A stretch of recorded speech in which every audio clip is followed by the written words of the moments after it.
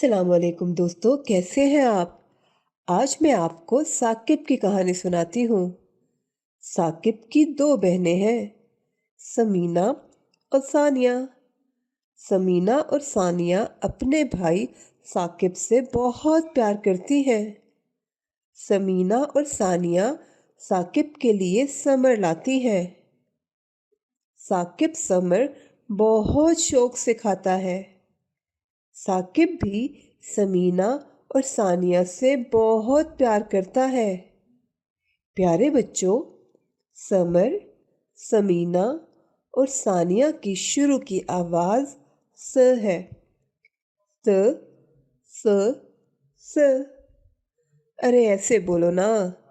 स, स, स।